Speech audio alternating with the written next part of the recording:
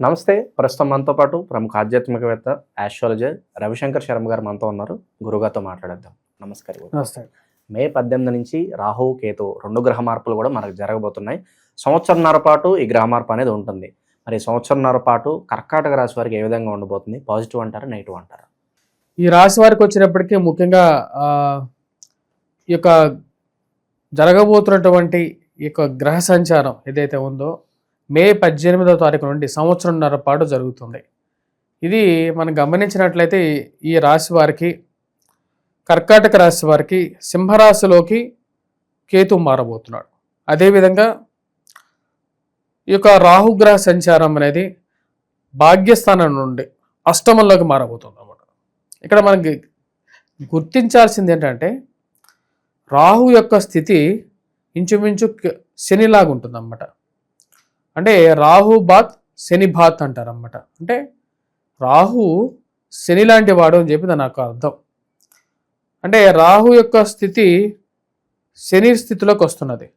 అంటే అష్టమ శని ప్రభావం ఏదైతే శని యొక్క కర్కాటక రాశి వారు బాగా అనుభవించారో వారు గత 2.5 సంవత్సరాలు అష్టమ శని ప్రభావం అనుభవించారు.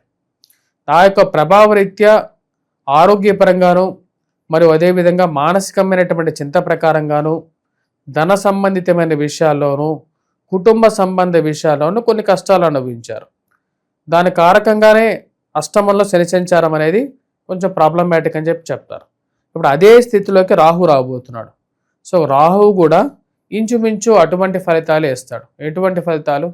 ఆరోగ్యపరంగా మానసికమైనటువంటి చింతని మరియు అదేవిధంగా ధన సంబంధితమైనటువంటి ఖర్చుని కారకంగా ఉండబోతున్నాడు. కానీ ఈ యొక్క సమస్యలు అనేవి తాత్కాలికమే. ఏవైనా సరే ఈ యొక్క ఎందుకంటే ప్రారంధ కర్మలో ఏవైనా సరే తాత్కాలికమైనటువంటివి. ఈ సంవత్సరం ఉన్నవి నెక్స్ట్ ఇయర్ అనేవి ఉండవు. మరి అదేవిధంగా జన్మరాశిలోకి గురుగ్రహ సంచారం కూడా జరుగుతుంది ఈ సంవత్సరం. అక్టోబర్ నుంచి డిసెంబర్ వరకు ఈ సమస్యలు అనేవి కొంచెం తగ్గుముఖంపడతాయి. మరియు అదేవిధంగా గోచార రీత్యా ధనస్థానంలోకి ఈ యొక్క రాశి వారికి కేతుగ్రహ సంచారం జరుగుతున్నది. కేతుగ్రహ సంచారం జరుగుతున్నప్పుడు ఈ రాశి వారికి ఖర్చు అనేది కొంచెం ఎక్కువగా ఉంటుంది. అదికాక శత్రుస్థానంలోకి కేతువు జరుగుతున్నాడు. కుటుంబ విషయంలో కుటుంబంలో అన్యోన్యత లోపించడం అనేది జరగడం అనేది జరుగుతుంది. సో కాబట్టి ఈ యొక్క ప్రభావం అనేది 1.5 సంవత్సరాల పాటు ఈ రాశి వారికి కొంచెం మిశ్రమంగా ఉంటుంది. ఇది ఫైనాన్షియల్గాను కొంచెం ఇబ్బంది కలిగించే విధంగా ఉంటుంది. ఆరోగ్యపరంగాను కర్కాటక రాశి వారికి ఇబ్బంది కలిగించేటువంటి పరిస్థితి.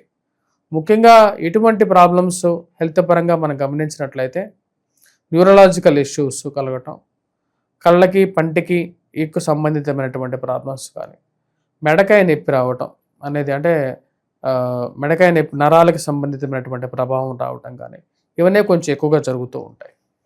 ఈ రాశిలో వాటికి ముఖ్యంగా సంపాదించినటువంటి డబ్బులో ఎక్కువ పాళ్ళు వృధా ఖర్చు అవుతూ ఉంటుంది. ఆ దుర్వ్యయాన్ని తగ్గించుకోవడానికి ఎక్కువగా ప్రయత్నం చేయాల్సినటువంటి పరిస్థితి.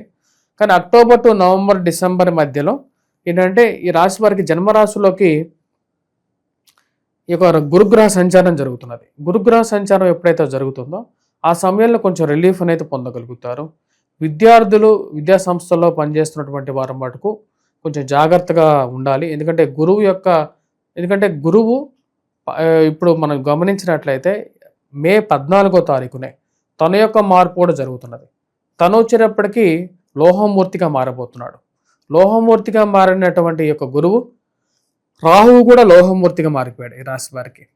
భాగ్యస్థానంలోకి వచ్చేటప్పటికి శనిగ్రహ సంచారం జరుగుతున్నది. దీని యొక్క ప్రభావ రీత్యా వచ్చేటప్పటికి అంత సానుకూలమైనటువంటి ఫలితాలు అయితే కర్కాటక రాశి వారికి లేవు. ఇక ఎవరన్నా వ్యాపారాలు ప్రారంభించాలనుకుంటే ఎలాంటి వ్యాపారాలు బాగా లాభదాయకం అంటారు వీళ్ళకి గురుగారు? ఈ రాశి వారికి వచ్చినప్పటికీ వ్యాపార సంబంధితమైన విషయాల్లో ఉన్నటువంటి వ్యాపారాలు కొనసాగిస్తేనే మంచిది. కొత్త వ్యాపారాలు ఆరంభించాలనుకున్నటువంటి వారికి అంత అనుకూలమైనటువంటి పరిస్థితి గోచరించట్లేదు. మీ యొక్క జాతక రీత్యా అనుకూలంగా ఉన్నట్లయితే మటుకు మీరు ప్రొసీడ్ అవ్వచ్చు. కానీ అంటే మీ స్వజాతక రీత్యా గోచార రీత్యా అంత సానుకూలమైనటువంటి ఫలితాలు గోచరించట్లేదు. వ్యవసాయ సంబంధితమైన విషయాల్లో కూడా అనుకూలంగా ఉంటుంది. అంటే కర్షక వృత్తిలో ఉండేటువంటి వారు, అంటే కష్టపడి పనిచేసేటువంటి వారు, భూ సంబంధితమైనటువంటి అంటే కాంట్రాక్ట్ లేబర్స్ కానీ వీళ్ళకి బాగుంటుంది, కొంచెం అనుకూలంగా ఉంటుంది. వ్యాపారంలో భారీ ఇన్వెస్ట్మెంట్స్ పెట్టి ఈ యొక్క సంవత్సరం కొంచెం జాగ్రత్తగా ఉండాలి. అది రాజకీయమైనటువంటి అనుకూలత కూడా అంత ఈజీగా దొరికేటువంటి పరిస్థితి గోచరించట్లేదు. రాజకీయ నాయకులు కూడా ఎవరైతే ప్రయత్నాలు చేస్తున్నారో వారు కొంచెం జాగ్రత్తలు తీసుకొని ముందుకు వెళ్ళాలి. ఓకే. ఇక పెండింగ్‌లో ఉన్న పనులు కావచ్చు, ఒక పని ప్రారంభించి అది ముందుకు కదలక చాలామంది బాధపడుతూ ఉంటారు. సో పెండింగ్‌లో ఉన్న పనులన్నీ కూడా పూర్తి అవకాశం కనిపిస్తుందా గురుగారు?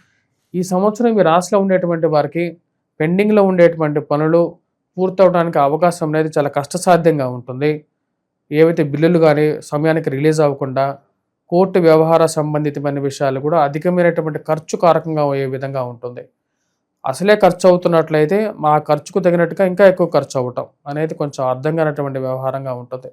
ఈ సంవత్సరం అంత అనుకూలమైనటువంటి ఫలితాలు కర్కాటక రాశి వారికి ఈ యొక్క రాహుకేతు యొక్క సంచార రీత్యా గోచరించట్లేదు. ప్రయాణికులకి ఏమైనా సూచన ఉందంటే దూర ప్రయాణం వెళ్తూ ఉంటారు. ఆకస్మికంగా ఒక ప్రయాణం మనకు లాభదాయకంగా ఉండటం కానీ, లేదంటే ఆకస్మిక ధనలాభం ఇలాంటివి ఏమైనా సూచిస్తున్నాయి గురుగారు? ఈ రాశిలో ఉండేటువంటి వారు ఈ యొక్క సంవత్సరంలో దూర ప్రాంత ప్రయాణం చేసేటప్పుడు ఆరోగ్యపరంగా జాగ్రత్తలు అనేది అవసరం. ఆకస్మికమైనటువంటి గండాలు కలగడానికి కారకంగా ఉంటుంది.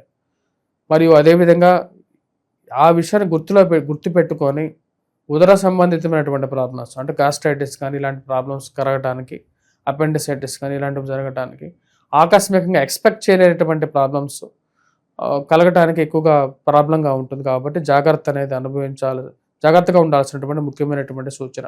ఇక ఉద్యోగస్తుల గురుగారు ప్రమోషన్లు, ట్రాన్స్ఫర్లు వాళ్ళు ఎక్స్పెక్ట్ చేస్తూ ఉంటారు. మరి వాళ్ళకి ఏమైనా ఆశాజనకంగా ఉందంటారా? ఈ సంవత్సరం ఈ రాశి వారికి కష్టే ఫలైనట్లుగా ఉంటుంది. ముఖ్యంగా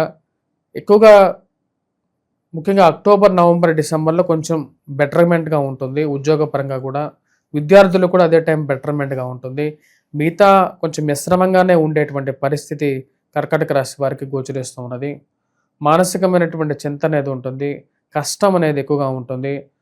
ముఖ్యంగా ఇంక్రిమెంట్స్ గురించి ఎక్కువ ఎక్స్పెక్టేషన్స్ పెట్టుకొని చివరి నిమిషంలో అనుకున్న దానికన్నా వ్యతిరేకంగా రావటం కొంచెం బాధ కలిగించే విధంగా ఉంటుంది. సో ఈ పీరియడ్ అంతా కూడా వీళ్ళ మైండ్ సెట్ ఎలా ఉంటే బాగుంటుందంటారు? మరి చాలా వరకు మిశ్రమ ఫలితాలు కలిసింది కాబట్టి ఆలోచన విధానం కావచ్చు, మైండ్ సెట్ కావచ్చు, వీళ్ళు ఎలా ఉండాలంటారు ఓవరాల్గా? ఈ యొక్క రాశి వారు కొద్దిగా ఆప్టిమిస్టిక్గా ఉండాల్సినటువంటి పరిస్థితి ఉంటుంది. ఆప్టిమిస్టిక్ అంటే ఏంటంటే మనం కష్టపడుతున్నాం, రావాల్సినటువంటి ప్రతిఫలం అనేది వస్తుంది. అది ఒక సంవత్సరం డిలే అవ్వచ్చు, ఒక సంవత్సరం అడ్వాన్స్ అవ్వచ్చు. ముందుగా వచ్చిన వాడు మీ మీద గెలిచినట్టుగా కాదు, లేటుగా వచ్చినందుకు మీరు ఓడిపోయినట్టు కూడా కాదు. ఇదే జీవిత సత్యం. ముందుగా పోయినటువంటి వారు ఒకప్పుడు మీకన్నా బాగా చదివేటువంటి వారు ఉండుండొచ్చు ఇక్కడ మీ స్కూల్ స్టడీస్లో. వారు ఉద్యోగంలో మీకన్నా సక్సెస్ అయ్యారా లేదా మీరే చూసుకోవాలి. కొంతమంది ఉద్యోగంలో సక్సెస్ అయినటువంటి వారు వాళ్ళ జీవితంలో చివరి స్టేజ్లో సుఖపడ్డారా లేదా, ఇలాంటి 3 విధానాలుగా మనం పరిగణిస్తే చదువుకున్నటువంటి వారు తర్వాత జాబ్లో సక్సెస్ అయ్యకపోవచ్చు. జాబ్లో సక్సెస్ అయినటువంటి వారు జీవిత చరమాంకంలో అంటే వయోవృద్ధిగా మారినప్పుడు వాళ్ళ లైఫ్ బాగుండకపోవచ్చు. దానికి సంబంధం లేదు.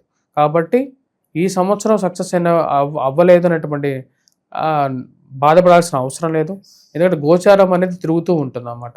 గ్రహాలు అనేది మార్పు సహజం.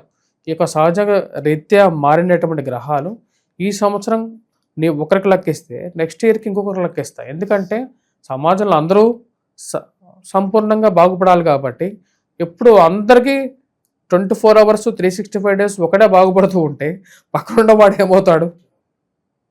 నువ్వు ఒక్కడమే కోటేశ్వరుడై నువ్వు ఒక్కడమే 1000 కోట్లు సంపాదించేసేసి పక్కనున్న వాడిని ఎదవం చేయాలన్నా అది ఇట్ ఈస్ ఇంపాసిబుల్ కదా. నువ్వు ఆలోచన చేయటమే తప్పు. అసలు అది నేను అనుకోకూడదు, ఎవరు అనుకోరు. అందుకనే భగవంతుడి సృష్టి అది. ఒకరోజు నీకు మంచిగా ఉంటుంది, ఒకరోజు నీ పక్కన ఉన్న వాడికి మంచిగా ఉంటుంది. ఎవరు మంచుకున్నా సరే దాన్ని ఓర్వలేని తనం అనేది పక్కన పెట్టాలి. ఫస్ట్ థింగ్, పక్కన వాడు బాగుపడితే నువ్వు కష్టపడతా ఉన్నావు అని చెప్పి దాని అర్థం కాదు. వాడు బాగుపడితే ఏదో ఒక రోజు నువ్వు ఆప్టిమిస్టిక్ లైఫ్లో ఉన్నప్పుడు వాడు 2 రొట్టెలు తెచ్చుకుంటే ఒక రొట్టె నీకు ఇస్తాడు. గురుగారు చాలా వరకు మిశ్రమ ఫలితాలు కనిపిస్తున్నాయి. వీళ్ళ పరిస్థితి మెరుగుపడడానికి, వీళ్ళ ధైర్యంగా ముందుకెళ్ళడానికి ఎలాంటి రెమెడీస్ వీళ్ళకి బాగా అవసరం అంటారు? మరి ఈ యొక్క సంవత్సరం ఈ రాశిలో ఉండేటువంటి వారు దుర్గాదేవిని ఎక్కువగా పూజించండి. ఎర్రటి బొట్టు అంటే కుంకుమను ధరించండి. మరియు అదేవిధంగా రెడ్ కలర్ డ్రెస్ బుధవారం పూట బాగా యోగాన్ని ఇస్తుంది. అమ్మవారిని పూజించండి. దుర్గా సప్తసతి మాది మంత్రాన్ని చదవండి. మరియు అదేవిధంగా దేవీ పారాయణం చేయండి. వీలైతే దేవీ పారాయణం చేయండి. మరియు అదేవిధంగా కేతువుకి వినాయకుడిని పూజించండి. బులవలను దానం చేయండి, పక్షులకి దానం చేయండి. వాటితో పాటు ఈ రాశిలో ఉండేటువంటి వారు వినాయకుడు అష్టోత్తర శతనామావళి ఇంట్లో చేసుకోండి. వీలైతే వినాయకుడికి అభిషేకం చేయించండి. ఈ యొక్క పరిహారాలు చేయండి, అంతా అనుకూలంగా ఉంటుంది. చాలా బాగా వివరించారు గురుగారు. ధన్యవాదాలు.